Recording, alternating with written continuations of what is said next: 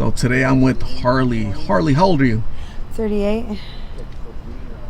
Harley, how many years have you been lost in Phoenix? This time about 6 or 7. I moved back in 2012 to Colorado, and I moved back in 2019, the end of 2019. So. And what caused you to end up on the streets the first time? Circumstance, mental problems. How old were you when you first started substances? I was 9 years old when I started smoking, but I started smoke when I was like probably about middle school, and then it was just downhill from there. Who's offering you that stuff at that age, at that young age? Friends. I had a lot of female friends that had a lot of, I guess you can call them sugar daddies. Surprising at that age, yeah. They were 15 and they had a sugar daddy. Yes. There's plenty of old men out here that like to get girls of any age messed up, you know? So. Kind of ruining childhoods, huh? Oh yeah, I didn't have much of a childhood. I mean, I did, but I didn't. I went around and wilding out, but I had a lot of responsibility still, being at shouldn't have to take care of myself at that age, But I've been taking care of myself since I was about 13. So your household wasn't very supportive, or? No, my mom moved around a lot. We were constantly getting evicted, constantly moving around, constantly trying to run from my dad, avoiding CPS.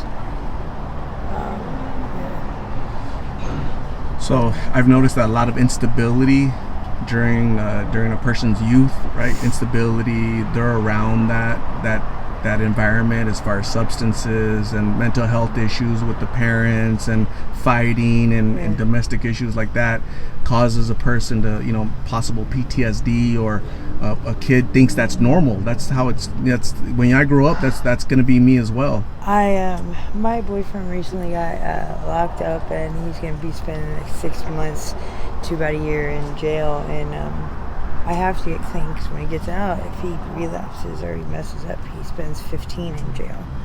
He goes 15 flat, and that scares the death out of me, because it's been a long while since I've been sober. I don't even know how to live sober. There's nothing to really teach us how to live sober. They try to give us coping skills in these 12-step programs, but they don't really tell you how to handle the world out here on a normal basis. How old are you? 38. So would you say, like, for most of your life, you don't know what normal is? Normal is abnormal to me. Normality is being not normal. Normality is hanging with my family on the streets. Normality is scrounging for food. Normality is seeking behavior on a daily basis. I don't know if I would know how to freaking handle not Scotty, pull up your pants. Not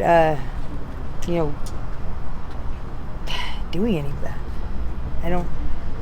Can't even imagine it. I want a normal life, I know that. I don't even know what a normal life looks like. I know I want one. I want something different than this. Let's say you were clean today. Let's say you were sober right now today. What do you do? What's the first step? Where do you go? Or do you look for a job? That's what I'm saying. You got me, man. I have absolutely no freaking clue. I'm gonna go to detox, and then hopefully they can tell me what to do next. Because I have absolutely no clue. Do you have children? I have 4. How many? 4. 4 children. Where are they at? My eldest is in South Carolina. My second eldest is adopted, and my daughter lives somewhere in Goodyear here, and then my youngest is in Colorado. All over the place, huh? Yeah. Sounds like there's instability for them already. Yeah. My son's already looking at prison time because of the upbringing he's got already. So, do you think it's like a cycle? It's like a generational definitely, cycle? Definitely. My mom was not only was she unstable, but she was a stripper to boot. So, I mean, I got predisposed to this life early on. You know, my mom was the kid, freaking drunk stripper that was puking in the toilet at 3 a.m. I'm holding her hair back. You know, it was normal for me to help my mom walk up the stairs in her stilettos. You know, because she was plastered and she couldn't make it. For those other little girls, they're 12 years old right now. They're at home. They're struggling with the instability at home. There's issues, right? Just like you're mentioning, the parents aren't parents, and so the child doesn't know how to cope. What should that child do now to avoid entering this lifestyle? It's not their responsibility to take care of their parents.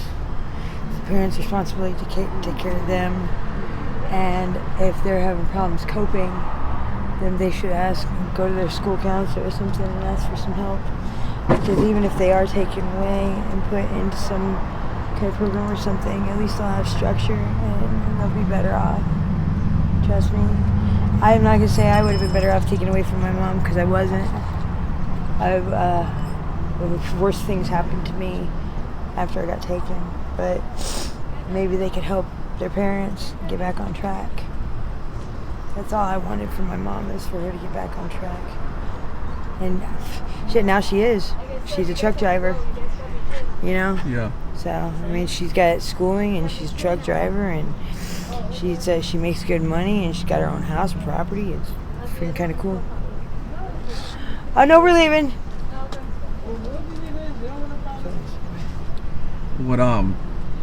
What are your thoughts on people who say that when a person that's like using an addict, when they get pregnant, when they go to the hospital to have that child, right? We know what happens, right? As soon as the baby's born, they walk out of the hospital without holding the child. They're just because they need to go back to their substances, right? That's what happens 9 out of 10 times. What do you say to the people that their thought is, why doesn't society, the government, the hospital mandate that their tubes get tied to avoid the next generation of children being raised by the government? Because there's no mom or dad, no family to raise that child. What do you think about that? That's taking away. That's taking away a basic human right. We have the right to bear children, and we have a right to be able to change our views and our actions. And by making us get our tubes tied, is taking our basic right to fix our mistakes and to do right by the next kid. Now, I don't believe that you should be able to continually just pop out kid after kid after kid and just continue messing up kids' lives, because that's messed up. But I also don't believe in abortion being used as a birth control either.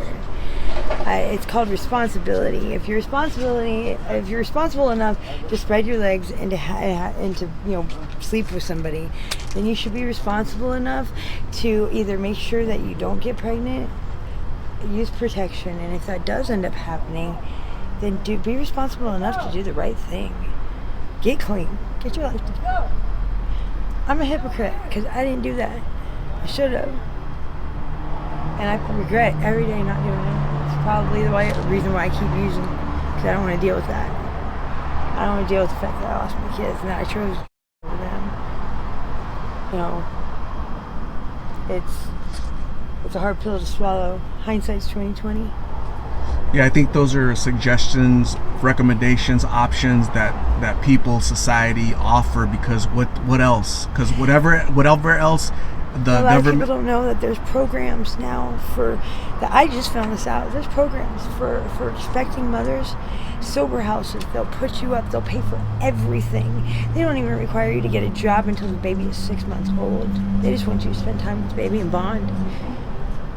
My my sister-in-law is in one of those programs, and like that's probably the only kid that she's actually going to be able to keep a hold of, because the other ones she didn't get offered those resources.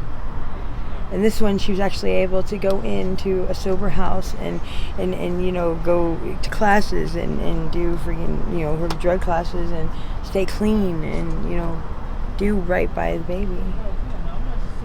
So Harley, thank you for talking to me. Great conversation, very insightful. So I'm sorry that you're going through this for so many years. This is all basically.